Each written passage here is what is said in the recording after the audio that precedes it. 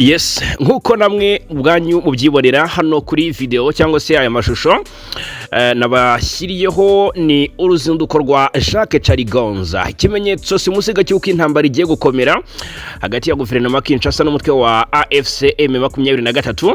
Ibimenyetso bikomeje ko byinshi birenga bibiri bitatu bijyanye n'amakuru ngiye kubagezaho muri aka kanya.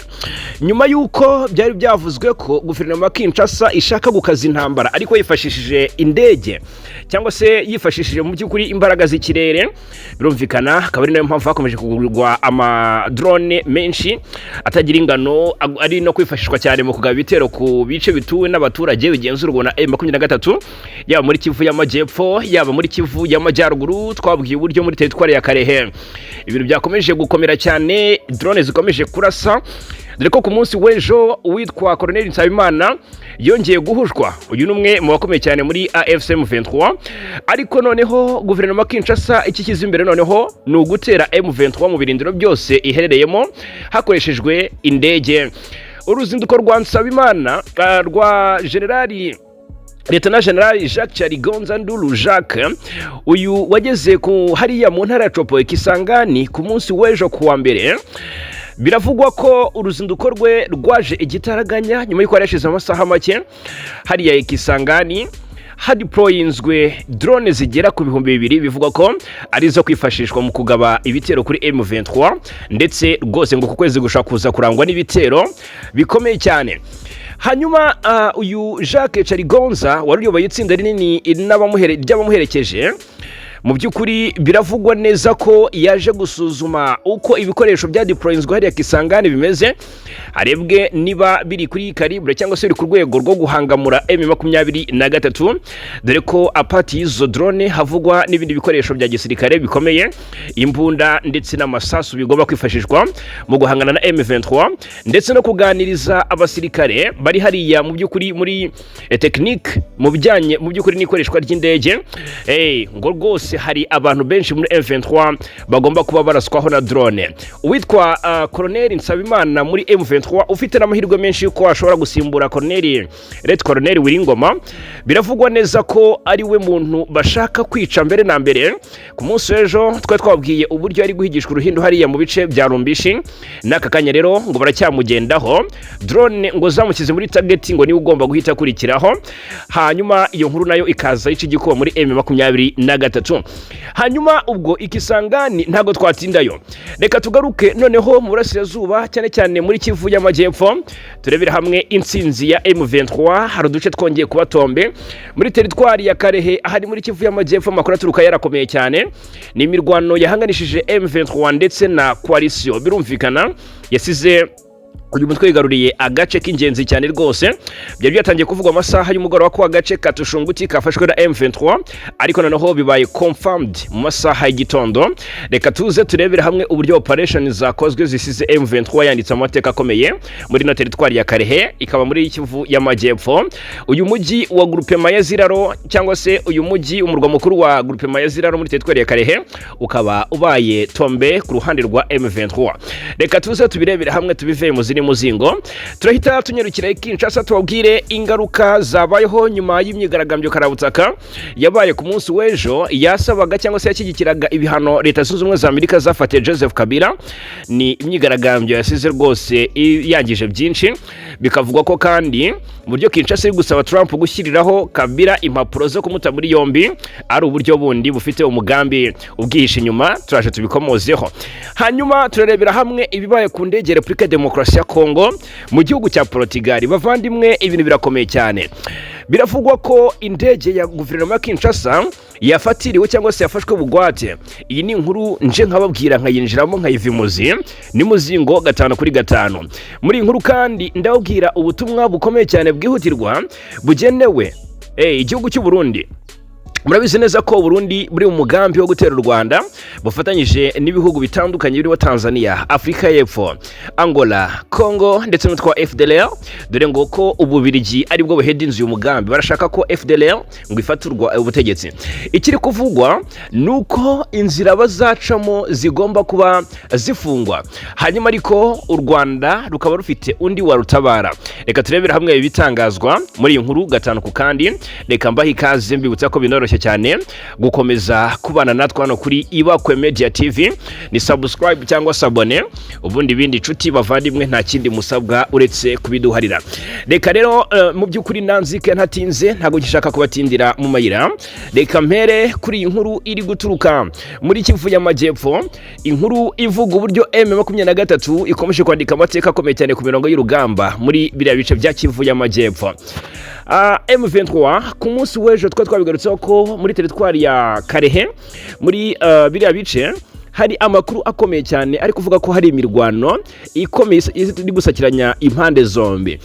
Iyi Tushunguti intangiro zawe za Mata zari zatangiranye no kubatombe kwa cyangwa se Tushunguti yari yafashwe, M23 yayifashe yirukanye coalition ndetse yishe n'abatagira ingano birangira. Mu by'ukuri nyuma y'iminsi mike FARDC yisubije uyu mujyi. Mutese bwana Fagi Kayinamura biterwa n'iki kuki M23 muri Karehe biri kuyigora cyane gafata duce ikadusohokamo? Nkabwira nti iyi ishobora kuba ari reprise strategique. Mutese byagenze bite? Aka kanya amakuru aravuga ko M23 yongeye gufata Tushunguti nyuma y'imirwano yamaze iminsi ibiri yohanganye na coalition. Birumvikana ko imirwano yamaze iminsi ibiri n'imirwano ishobora kuba yasize igikuba cyangwa se hari abapfuye ku mpande zombi. Birumvikana nubwo nta makuru y'amayiti cyangwa se abaguye ku rugamba nigeze nakira, ni imirwano yari ikomeye cyane. Rero uyu mujyi wa Tushunguti ni nk'ikicaro cya groupe Maya Ziraro, ni muri teritwari ya Karehe nyine. Wongeye kuba tombe ufashwe na M23 ku munsi w'ejo. Byari byatangajwe ndetse no ku cyumweru ko M23 yinjiye Tushunguti, ariko tubibura gihamya, ariko rwose noneho gihamya zigaragaye zirenze imwe zuko Tushunguti yongeye gufatwa na M23 nyuma y'imirwano ikomeye. Amakuru atugeraho arabishimangira gutya. Bikomeza bivugwa ko igitero cy'abarwanyi ba M23 ngo cyatangiye ku munsi wo kwa gatandatu, ndetse icyo gitero cyari ikarahutaka kigabwa ku birindiro by'abazalendo byari muri uwo mujyi w'ingenzi cyane uri ku mupaka uhuza intara ya Kivu y'Amajyepfo na Kivu y'Amajyaruguru.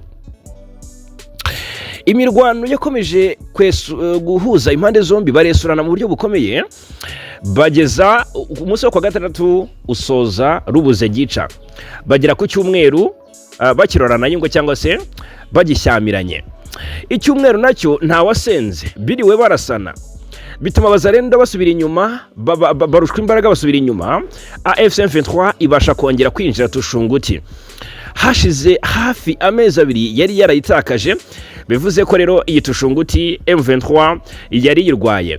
Abazalendo basubiye inyuma berekeza ahitwa Biriko, aha ni muri teritwari ya Warikare, ni muri Nokivu. Nabwiye ko Tushunguti iri muri groupe Maya Ziraro, kandi aha ni ahantu hegeranye cyane na Warikare, kuko ndaje mbabwire uduce tw'ingenzi abaturage bahunze imirwano y'ahanga Tushunguti bagiye bahungiramo, abahungiye imiryango yabo ndetse no mu nshuti zabo birumvikana, kuko ni ibice byegeranye. Hanyuma ubwo mu guhunga ko abaturage rero abenshi ndabona ko hari ubwiyongere bw'impunzi zavuye hanga Tushunguti zerekeza muri groupe Maya Walowa Rwanda muri Warikare. Hanyuma umutekano wazambye cyane muri Warikare, ho bari kwakira impunzi ziri guturuka hano Tushunguti. Bivugwa neza ko uduce abaturage bari guhungiramo bava Tushunguti, abaturage bari guhunga berekeza n'ubundi muri teritwari ya Warikare mu duce twa Rurambo, agace nka Biriko ndetse na Kirambo, aho bari kwakirwa by'agateganyo n'imiryango ibacumbikiye. Ntabwo haratangazwa umubare nyawo w'abahunze, ariko biragaragara ko bari benshi mu by'ukuri bahunze uru rugamba rwa Rimbatura mugabo hariya Tushunguti muri teritwari ya Karehe. Ni Tushunguti ifashwe cyangwa se ibaye tombe nyuma y'uko M23 mu kwezi gushize yafashe utundi duce two muri teritwari ya Karehe. M23 yafashe kuva kuwa mbere tariki 6 Mata 2023 agace ka Bishaka, M23 ifata agace ka Chambombo kamaze iminsi nako kaberamo imirwano ikomeye koalisiyo ishaka kwisubiza. M23 ifata agace ka Katare, ifata agace ka Kafufula, ifata Katanga na Kaziba two muri groupement ya Ziraro aha ni mu teritwari ya Karehe ni muri Kivu y'Amajyepfo. Abakunda M23 rero bumiwe cyane bakimara kumva inkuru ko M23 yongeye kwandika amateka muri kano gace.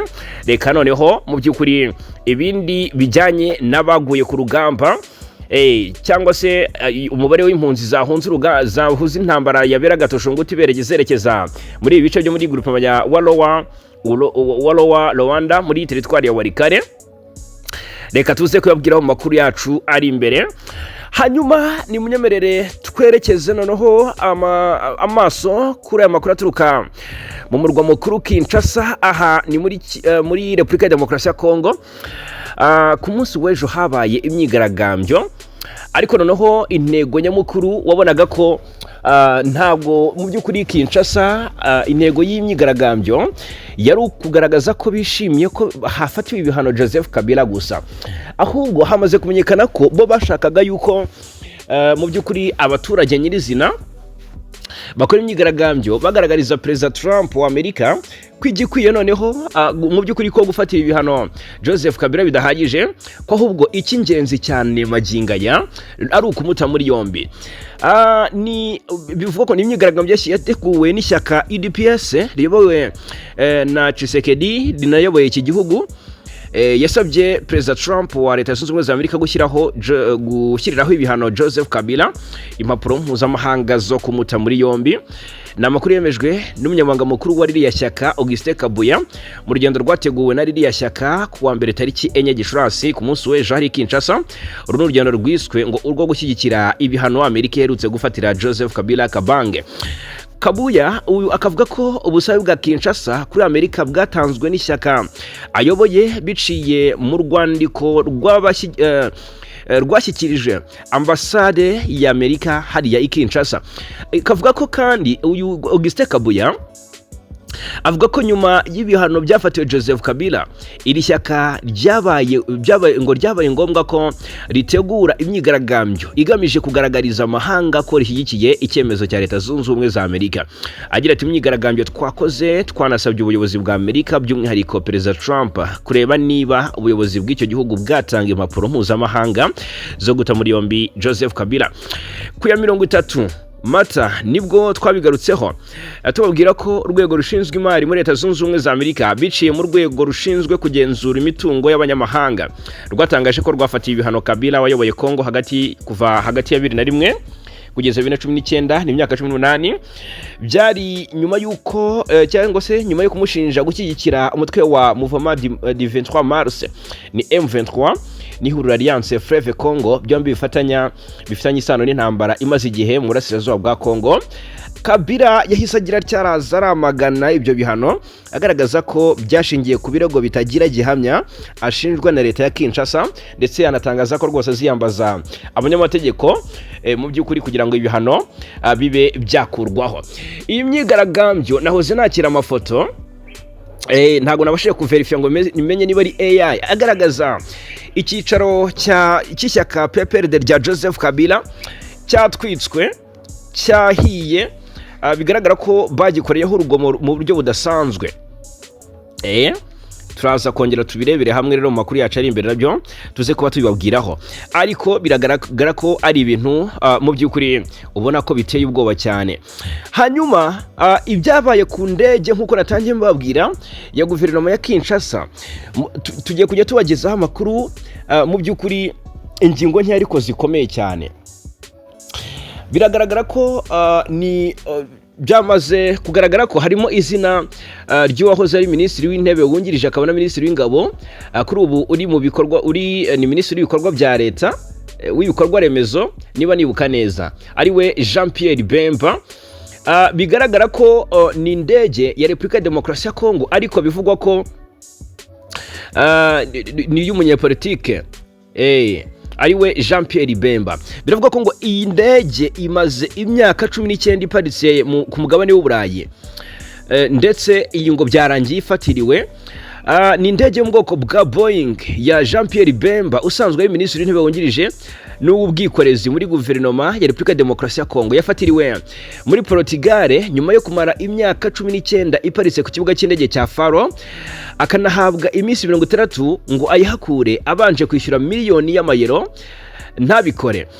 Iyi ndege yo mu bwoko bwa Boeing 727-100 yari imaze imyaka 19 iparitse ku kibuga cy'indege cya Faro ni mu gihugu cya Portugal, aho yatangiye gutorera ingese.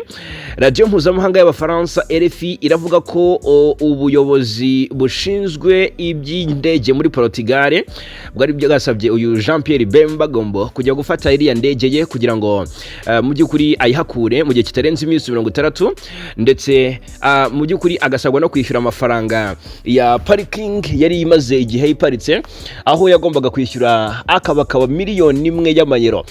Hanyuma iki kibazo cyatangiye mu mwaka 2008, aho muri uwo mwaka Jean Pierre Bemba yaburanaga urubanza yari afite mu rukiko mpuzamahanga mpanabyaha.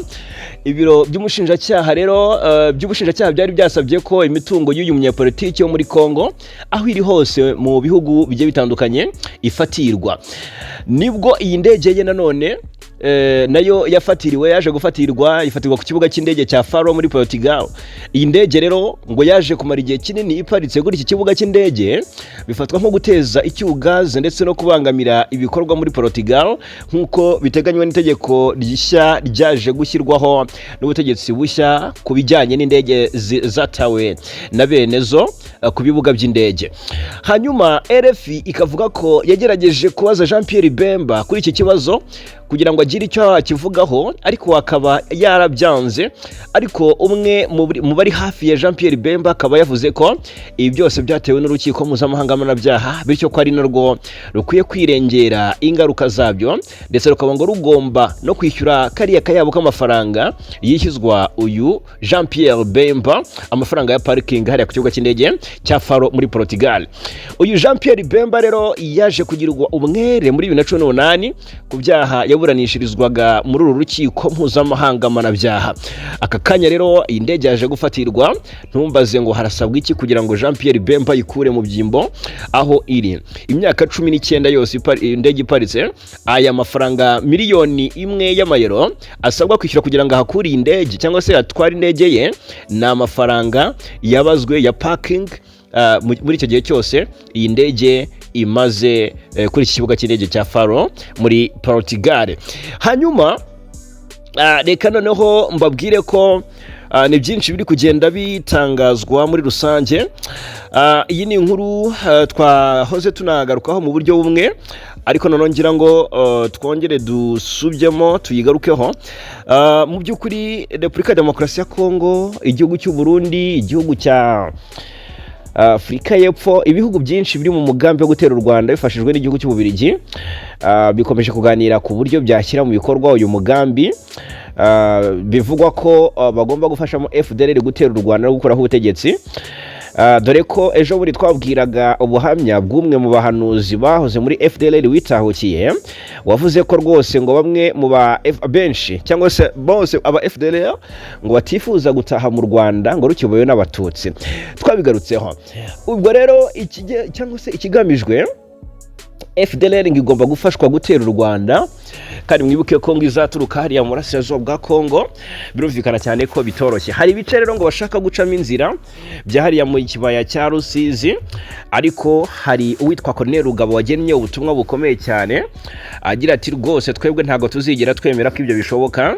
Ati nituzemera ko u Rwanda ruterwa na Ndayishimiye, ati tuzarutabara. Uyu ni Colonel Rugabo watwirwaneho, ngira ngo bagezeho ubutumwa yatangaje. Yitwa Colonel Rugabo Fidele, uri mu basirikare bakuru umutwe watwirwaneho, wiyemeje kurengera abanyekongo mu bwoko bw'abanyamurenge. Yateguje ko we n'abagenzi be biteguye gutabara u Rwanda mu gihe rwaba rutewe n'ibihugu by'u Burundi na Repubulika Demokarasi ya Kongo. Uyu musirikare ukunze kumvikana avugira uriya mutwe yabitangaje mu kiganiro yagiranye n'itangazamakuru, ni nyuma y'amakuru avuga ko ingabo z'u Burundi, iza leta ya Kongo, umutwe wa FDLR n'abarwanyi ba Wazalendo baba bakomeje gushaka uko bigarurira agace ka Minembwe gaherereye mu misozi miremire yo hariya muri Kivu y'Amajyepfo kugira ngo bakagire ibirindiro bikuru bizifashishwa mu gutegura uko batera u Rwanda. Colonel Rugabo Fidel uyu yakuriye inzira ku murima ziriya ngabo aziburira ko zitazigera na rimwe zikandagiza ikirenge muri Minembwe. Uyu musirikare avuga ko bitumvikana uko Uburundi bwashaka kwifashisha Minembwe ngo butere u Rwanda mu by'ukuri mu gihe bwakabaye bwifashisha agace ka Cibitoke gaherereye mu metero nkeya uvuye ku butaka bwarwo. Rugabo kandi yarahiriye ko mu gihe u Rwanda rwaba rutewe Twirwaneho yiteguye kohereza brigade y'ingabo zayo zihariye zikarutabara. Ati twebwe ntituzemerera ko u Rwanda ruterwa, Twirwaneho ntituzemera ko u Rwanda ruterwa. Ati ndakurahiye Afande Sematama Charles umuyobozi w'igisirikare cya Twirwaneho azashyiraho brigade yihariye. Ati tuzatabara u Rwanda umunsi bazavuga ngo isasu rya mbere ryarashwe, tuzashyira standby brigade izagaruka cyangwa se izahaguruka kandi ikahagurukira gutabara u Rwanda. Afande Rugabo avuga ko ntacyo u Rwanda rutakoreye abanyamurenge ku buryo rwaterwa n'abagambiriye kongera kurukoramo jenoside hanyuma ngo baceceke. Avuga ko FARDC ingabo z'u Burundi ndetse n'abo bakorana bazarasa u Rwanda nabo Twirwaneho ibarasa ku mugongo. Ati bazarasa tubarasa ku mugongo. Ati ndakurahiye kandi nkubwiye ko tuzashyira brigade yacu yihariye standby. Ati tuzatabara hariya mu Rwanda, tuhafite abantu benshi, tuhafite ababyeyi, hari abantu benshi batuye mu Rwanda bahakorera ibikorwa. Ati ntituzemera ko mu bisenya. Ati tuzabarasa ndakurahiye. Uyu yunzemo ko nubwo Afande Nyakubahwa Perezida Kagame atatumaho iyi Twirwaneho, ati rwose nubwo atadutumaho, ati tuzijyana ngaho u Rwanda ukuntu rumaze kwiyubaka ngo Interahamwe na Ndayishimiye barahagurutse bagiye kurutera n'abantu bacu bariyo. Ati tuzijyana bari abantu bacu bari mu Rwanda n'abacu, tuzarwana, udafite imbunda azatora igiti, azatora ibuye, tuzahagurukana n'abagore n'abana bacu tubatabare. Colonel Rugabo yashimye Perezida Paul Kagame kuba ari we mukuru w'igihugu wenyine umaze igihe agaragaza akarengane n'ubwicanyi bimaze igihe mu by'ukuri bikorerwa abanyamurenge. Agaragaza kandi ko u Rwanda nta kintu na kimwe rutahaye bari abanyekongo ku buryo abarutuyemo babayeho mu mahoro, ikindi bakaba barahawe imirimo, abandi benshi bagahabwa za buruse zo kujya mu mahanga. Afande Rugabo yunzemo ko Twirwaneho kuba igejeje maginga ya ishobora guhangana n'ibitero by'ingabo za leta no kurinda abatuye muri Minembwe ibikesha ubumenyi bwa gisirikare. Bamwe mu barwanyi bayo barimo we ubwe na Sematama cyo kimwe n'abandi bari mu ngabo za leta nka Lieutenant General Masunzu Pacifique bahawe n'u Rwanda. Ngaye nguko rero reka nsoreza amakuru yacu mu by'ukuri kuri iyi nkuru y'ibiri gutangazwa na Perezida William Ruto wa Kenya wifuza ko ngo ikiguzi cyo guhamagara kuri telefone hagati ya Kenya, Tanzania, Uganda n'u Rwanda kigabanuka. Perezida William Ruto yongeye gusaba ko ibihugu byo muri Afurika y'Uburasirazuba byashyira imbaraga mu gushyira mu bikorwa byuzuye igitekerezo cya One Network Area cyangwa se ONA kigamije kugabanya ibiciro by'itumanaho hagati y'ibihugu ndetse no kunoza ihuzanzira mu karere. Yabisabye ku munsi w'ejo tariki enye Gicurasi mu nama y'ubucuruzi yahuje Kenya na Tanzania yabereye mu kigo mpuzamahanga cy'inama cyitiriwe Julius Nyerere i Dar es Salaam muri Tanzania. Ruto yashimangiye ko hakenewe guhuza burundu imikorere y'imiyoboro ya telefone zigendanwa mu karere kugira ngo ikiguzi cyo guhamagara kigabanuke. Ati niteguye kugirana ibiganiro byimbitse ku buryo twashyira mu bikorwa burundu igitekerezo cya One Network Area. Yavuze ko hari aho intambwe nk'iriya yamaze guterwa ku buryo guhamagara hagati y'ibihugu mu by'ukuri ku buryo guhamagara uyu munsi hagati y'ibihugu bimwe bifatwa nkaho ari uguhamagara imbere mu gihugu. Ati nkuko mubizi guhamagara uyu munsi uvuye muri Kenya ujya muri Uganda ndetse no mu Rwanda bifatwa nkaho ari uguhamagara imbere mu gihugu. Icyakora yagaragaje ko hakiri ibibazo cyane cyane ku bijyanye na Tanzania. Ati haracyari ikibazo guhamagara muri Tanzania biracyafatwa nkaho ari mpuzamahanga. Ati yes, Perezida Ruto yongeyeho ko hakenewe ubufatanye bw'abafatanyabikorwa bo mu karere kugira ngo habeho guhuza imirongo y'itumanaho byuzuye. Uyu mushinga wa One Network Area w'umuryango wa Afurika y'Uburasirazuba EAC watangiye hagati ya 2014 na 2015. Uyu mushinga rero warugamije gutuma abakoresha telefone bishyura ibiciro by'imbere mu gihugu ku guhamagara, ubutumwa bugufi ndetse na internet. Rero igihe bari mu bihugu bigize uwo muryango birimo Kenya, Uganda, u Rwanda, u Burundi, Sudani y'Epfo ndetse na Tanzania.